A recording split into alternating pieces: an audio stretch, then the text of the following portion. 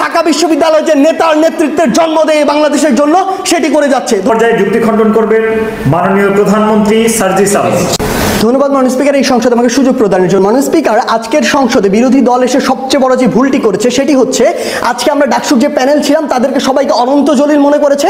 আমরা এক বছরে এসে সকল অসম্ভবকে সম্ভব করে ফেলবো। দ্বিতীয়ত, তারা এই ডাকসুর এক বছরের যে প্যানেল সেটিকে বিশ্ববিদ্যালয় প্রশাসন মনে করছে। মাননীয় স্পিকার, তাদের কথাগুলোতে যদি আসি, তাদের আজকের সবচেয়ে বড় রোষানলের জায়গা ছিল ক্ষমতাসীন ছাত্র সংগঠন। মাননীয় স্পিকার, আমিও ক্ষমতাসীন ছাত্র সংগঠনের পক্ষ থেকে নির্বাচিত একজন সদস্য এবং হল সংসদে PPGS এর চেয়ে বেশি ভোট পেয়ে নির্বাচিত সদস্য।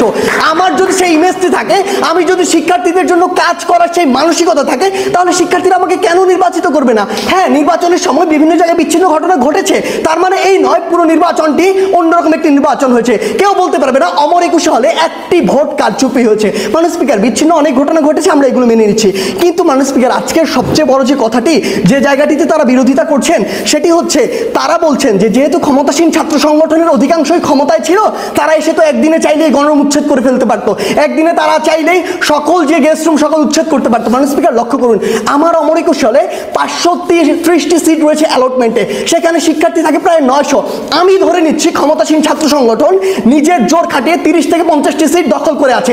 আমাকে আপনি উত্তর দিয়ে যান, বাকি 2 থেকে 250 বা 300 সিটের যোগান ওই শিক্ষার্থীদের থাকার জায়গা কে দিবে? সেটির ড্রাইভার কি বিশ্ববিদ্যালয়ের উপরে বর্তায় না? না, আমি এক বছরে এসে সেই সিটগুলো সেখানে তৈরি করে দিব। মানে স্পিকার, তারা মনে করছেন যে এক বছরে একটি হলের জন্য একটি নকশা দেওয়া হবে, সেই হলটি এক বছরে দাঁড়িয়ে যাবে, সেখানে শিক্ষার্থীরা গিয়ে সকল আবাসন সমস্যার সংকট হয়ে যাবে। তারা মনে করছেন যে গেস্ট রুম সপ্তাহে মাসে 24 দিন হতো, সেই গেস্ট রুম এক বছরের মধ্যে 0 দিনে নেমে আসবে। এটা কখনই সম্ভব না মাননীয় স্পিকার। আমরা আপনাকে দেখাচ্ছি যে গেস্ট রুম মাসে 24 দিন হতো, সেটা এখন মাসে 7 দিন হয় মাননীয় স্পিকার। এটা ডাকসুর প্রথম এক বছরের সফলতা মাননীয় স্পিকার। তারা বললেন মুক্তিযোদ্ধা বিষয়ক সম্পাদক তার মুক্তিযোদ্ধার রিলেটেড কোনো কাজ করেনি। মাননীয় স্পিকার, তারা আসলে ঢাকা বিশ্ববিদ্যালয় প্রশাসনের মতো চোখ থাকতে অন্ধ হয়ে গিয়েছেন। দেখুন, মুক্তিযুদ্ধর সেই ক্রান্তি লগ্নে মুক্তিযুদ্ধ প্রয়োজন ছিল মাননীয় স্পিকার, কিন্তু আজকে জাতির এই করোনার ক্রান্তি লগ্নে দাঁড়িয়ে যেটি দরকার ছিল, সেই ডাকসুর মুক্তিযোদ্ধা বিষয়ক সম্পাদক অক্সিজেনের সিলিন্ডারটি ধরে দিন রাত নাই ঘরে ঘরে গিয়েছেন মাননীয় স্পিকার। এটি তারা চোখে দেখেন না মাননীয় স্পিকার।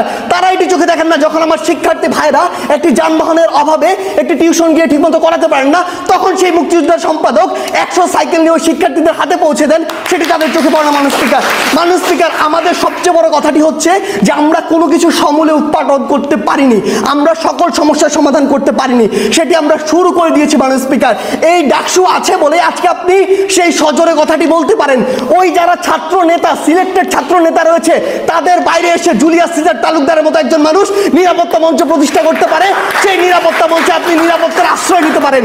সেই ডাকসু এসেছে বলেই আজকে ওই তাসনিম আফরোজ ইমির মতো একজন মানুষ শামসুন নাহার হলের বিশ্ববিদ্যালয় প্রশাসনের বিপক্ষে গিয়ে, হল প্রশাসনের বিপক্ষে গিয়ে অন্ধকারাচ্ছন্ন যুগের একটি যে আইন সেটি বাতিল করে নতুন আইন নিয়ে আসতে পারে মাননীয় স্পিকার। এই সফলতা আমার ডাকসু দেখিয়েছে মাননীয় স্পিকার। হ্যাঁ, আমি আবারও বলছি মাননীয় স্পিকার, আমার ডাকসু এক বছরে আমার সময়ে কখনোই সকল সমস্যার সমাধান দিতে পারেনি, পারা সম্ভব না। আমরা বিশ্বাস করি আমরা যেটুকু শুরু করেছি, বিগত 28 বছর তো কিছুই ছিল না, সেই শুরুটাকে সামান্য কিছু ধরে আমাদের পরবর্তীতে যারা আসবে তারা এক্ষেত্রে কাজ করে যাবে। আর তাদের কাজ করার জন্য যে বৈধ প্ল্যাটফর্মটি, সেই প্ল্যাটফর্মটি কাজ আমরা করে গেছি। শিক্ষার্থী এবং শিক্ষকদের যে চাহিদার সামঞ্জস্য, সেই কাজটি আমরা করে দিয়ে গিয়েছি। ছাত্র নেতারা ধীরে ধীরে ছাত্র প্রতিনিধি হয়ে উঠছে এবং সবশেষে ঢাকা বিশ্ববিদ্যালয় যে নেতার নেতৃত্বের জন্ম দেয় বাংলাদেশের জন্য সেটি করে যাচ্ছে। ধন্যবাদ মাননীয় স্পিকার, ধন্যবাদ সবাইকে।